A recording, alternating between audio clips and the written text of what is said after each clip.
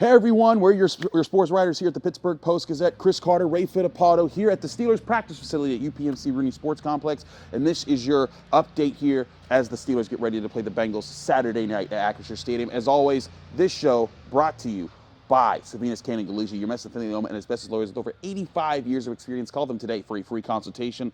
Ray, we heard about after the Chiefs game, DeShon Elliott talking about how guys can't be wide bleeping open. Right. And then we've heard DeShon Elliott again in the locker room today talking about like, hey, I should have kept things more in-house, but what I say stands true. And there's got to be some arguing between, the leaders about who's right, who's wrong, how do they fix it? They got to deal with it like adults. And then we just also got out of Teryl Austin, Steelers defensive coordinator, saying, hey, I'm okay with the back and forth. I'm okay with our leaders doing that because that means they give a hoot, and he did not say hoot. Yeah, I mean, listen, DeShon Elliott said what he said. He said maybe he should have said it behind closed doors. Okay, well, what he said is still true. There still are issues.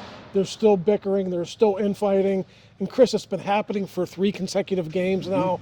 If they don't fix it soon, it's going to continue to happen in the playoffs, and obviously the Steelers can't have that. So I get what Teryl Austin is saying.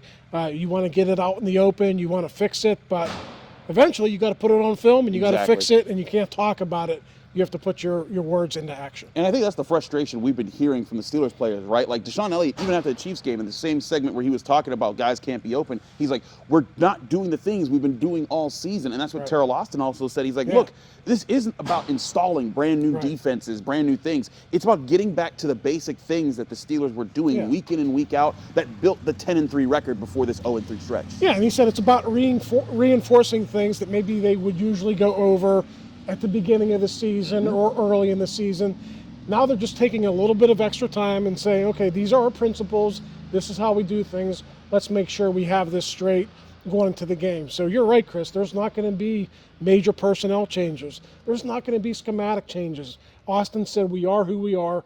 We just have to go out there and do it better. And I think another point that he brought up was interesting. I asked him about Minkah Fitzpatrick because Minkah Fitzpatrick is a big part of that. And the Steelers, at one point or another, they've missed Joey Porter Jr., they've missed Dante Jackson, they've missed DeShon Elliott. The one guy they haven't missed this year is Minkah Fitzpatrick. He's the constant. And I asked him how he's dealt with that, and he said, hey, he's been the guy that's kind of been the glue that has kept us together. And so I guess I wonder, Ray, how much has he contributed to the problems the last 3 weeks versus how much was he the answer? Because as Mike Tomlin said, like, hey, he wasn't getting interceptions early in the season. We asked about that for weeks, and he was like, but you know what? No one's going at us where he's lined up, and that's huge for us because it allows everyone else to make plays. And there was also another question in that news conference that basically said, how have the injuries affected your communication? And what Austin said basically was some of the new guys coming in, they received the communication differently than some of the guys who had been in there all season. So it's not an issue now because DeShon Elliott is back in the lineup.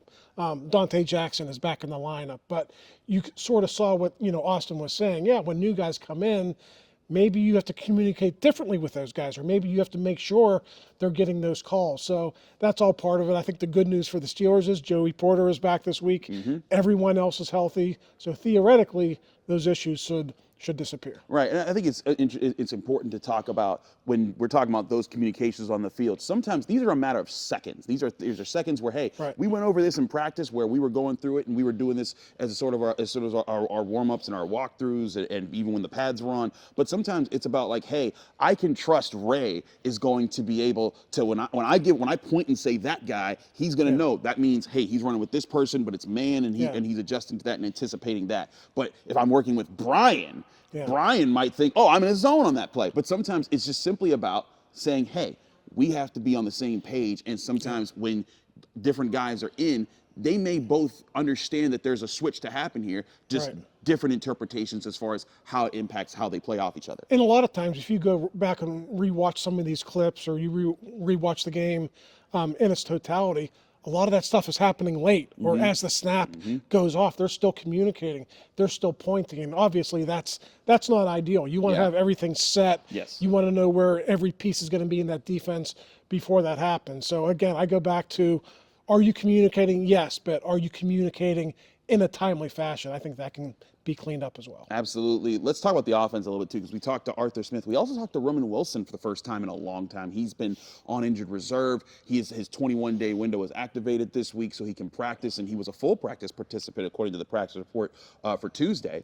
Now, that's a good sign, but Arthur Smith kind of noted like, hey, like, it's a good thing that we have this week, and we know we have a playoff game to give him time to come back. He'd like to use him, but it sounds like maybe it's not just going to be like, oh, yeah, get it in there right now. Yeah, I think for all these guys who their practice windows were open yesterday, Cole Holcomb and Logan Lee on defense as well.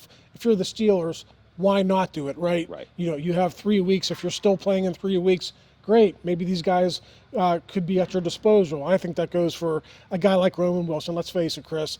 Everyone wants to know about him. He's a new draft pick this year.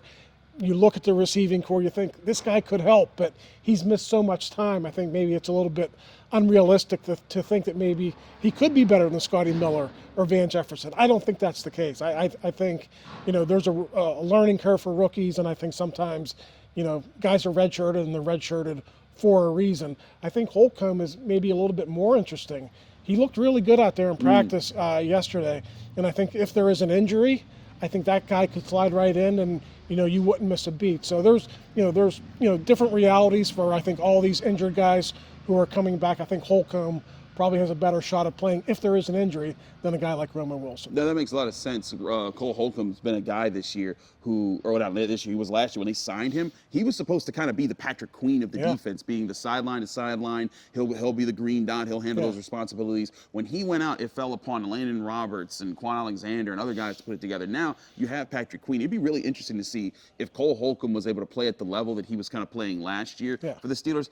That'd be an interesting boost considering they've mostly been good at linebacker this year. And again, they don't need him right now, right? Because Peyton Wilson's playing really well in his dime linebacker role, and Landon is great in his run-stopping role, and of course Patrick Queen, he's not going to come off the field. But it's nice to have a guy like Cole, if there is an injury in the playoffs, right, that maybe you don't go through what you went through last year when guys like Michael Walker and Blake Martinez and whoever else was coming off the street, Miles Jack, guys off the street having to play in playoff games. You don't have that this year. That's why it's nice to have a guy like Cole at your disposal. Well, the Steelers got a lot of good news on the injury report on the first day of practice this week on Tuesday on New Year's Eve. Wednesday, they're about to practice today. We're going to get you all the insights of the Pittsburgh Post-Gazette. Joey Porter Jr. back this week. Justin Fields back this week. Maybe Ben Skoranek back this week. Lots of good news for the Steelers, and they need the good news as they prepare to face the Cincinnati Bengals. Though they are in the playoffs, a win guarantees them at least the 5th seed against the Texans. And if the Ravens found a way to lose to the Browns in the game before the Steelers, that would win them the division. So this is a game Mike Tomlin plans to play the starters in. We'll keep you posted all week long here at the Pittsburgh Post-Gazette. From Chris Carter, Ray Fittipaldo here at the Steelers practice facility on the South Side. Thanks for tuning in to another episode of our Steelers updates here at the Pittsburgh Post-Gazette. Keep it here for all our daily content.